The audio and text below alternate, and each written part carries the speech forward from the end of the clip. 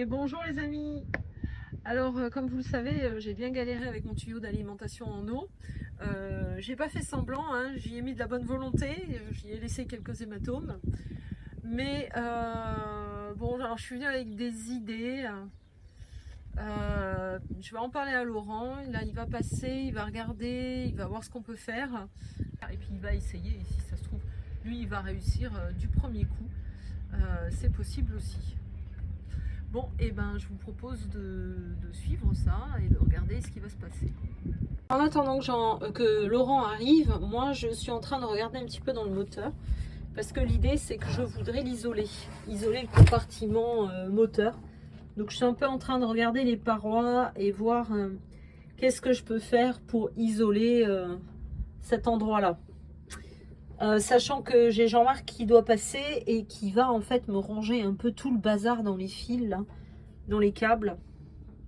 Il va essayer de me faire ça plus proprement, qu'il n'y ait rien qui traîne, pas de, vous voyez, de câbles qui traînent par là, de tuyaux qui est sur le presse et tout, pour voilà, ce genre de choses. Et du coup, là vous voyez, il y a des supports de collier irisants là qui fixent les câbles. Donc l'idée c'est de les enlever et de venir placer l'isolation. Pareil de ce côté là. Alors cette pièce là, c'est le dessous du couvercle qui vient fermer le compartiment moteur. Donc là j'ai ce que je voudrais faire, c'est enlever ce qui se décolle là, le gratter, recoller le joint qui se décolle. Et puis après, une fois que j'aurai bien gratté cette pièce, je vais coller de l'isolant. Alors il faut que je fasse attention, je vais mesurer parce que vous voyez ici il y a une bordure là. Et du coup il ne faut pas que je mette d'isolant là où ça va venir appuyer sur la bordure. Donc je vais mesurer. Et alors ça, on peut se demander à quoi sert ce petit crochet. Alors en fait c'est au cas où en mer on prendrait une énorme vague et qu'il y aurait plein d'eau ici. Vous savez que le bois avec l'eau ça flotte, donc ça ferait monter le couvercle. Et c'est pour ça qu'il y a ce petit crochet, parce qu'il est prévu de passer une petite drisse là, enfin une garcette, qui va passer par ici et ressortir en fait de ce côté. Et sur la marche de l'escalier, on peut voir ici, il y a un taquet avec un coinceur. Ça, c'est la marche de l'escalier.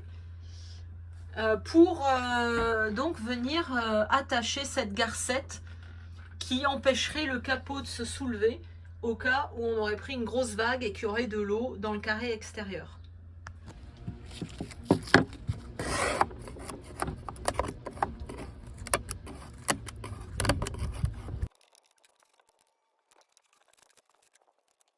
Alors vous ne le sentez pas sur la vidéo, mais en fait l'eau s'était infiltrée sous cette couche-là et il y a une odeur vraiment nauséabonde qui se dégage, ça sent le bois pourri. Tirer. Bon alors on a Laurent qui a pris la pince multiprise pour essayer de tirer le tuyau. Bon les amis, Laurent il est au top, je crois qu'il a réussi. Tu me fais forcer comme un âne. Là maintenant les colliers. Alors pendant que Lolo il galère avec le tuyau, moi je suis là-dessus. Donc tout ce qui est parti là, c'est parti très facilement.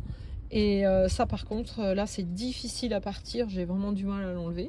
Mais tout le reste c'était bien abîmé et c'est parti aisément. Bon alors les amis, imaginez-vous que ça y est, c'est sûr, Laurent a réussi, bravo à lui. Et là il est en train de serrer le collier autour du tuyau. Donc finalement le tuyau, bah, il était un peu court, 5 cm de plus, ça aurait facilité. Mais en tirant dessus bien comme il faut, ben voilà, ça s'est passé finalement.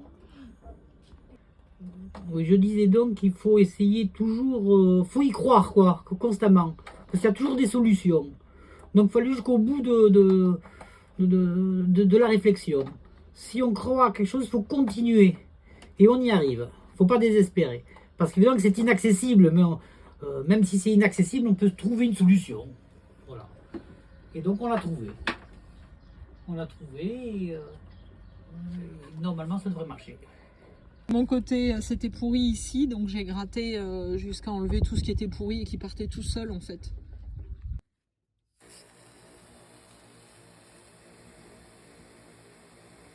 Alors Laurent me dit que mon tuyau d'arrosage est fait pour 2 bars, mais qu'au robinet là-bas j'ai 6 bars, donc il faut que je mette un réducteur de pression. Ah ouais, il va exploser.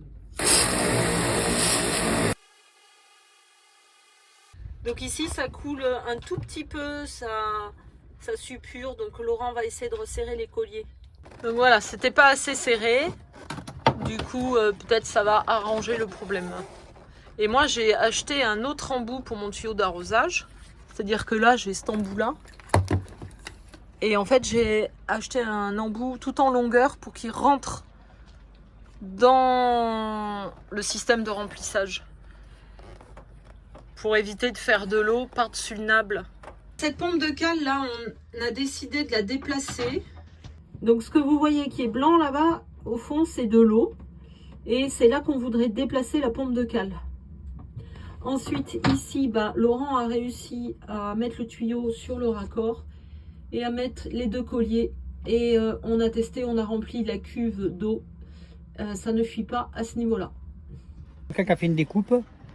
Donc sur une vidéo précédente, je vous montrais qu'il y avait un problème sur le clapet anti-retour de ma pompe manuelle de cale qui est ici. Et donc j'ai montré ça à Laurent et Laurent me dit que c'est pas d'origine. C'est quelqu'un qui a fait une découpe et qui a créé en fait le clapet anti-retour. Oui, alors ça ne marchera pas. Donc là, il faut en refaire un. D'accord. Ou en acheter un parce que ça s'achète. Hein. Ok. Il faut voir s'il y a une échancrure au fond, là, tu vois. Une gorge? Une gorge, voilà, là-dedans. Mais ça se vend, ça, où ça se trouve. Ok.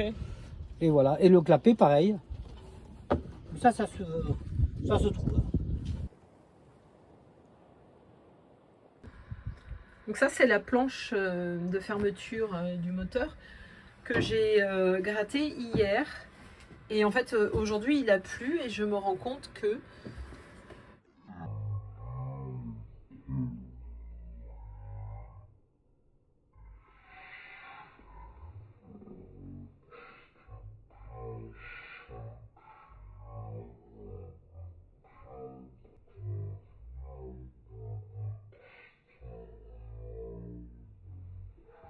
j'ai des jointures comme ça qui sont bien abîmées.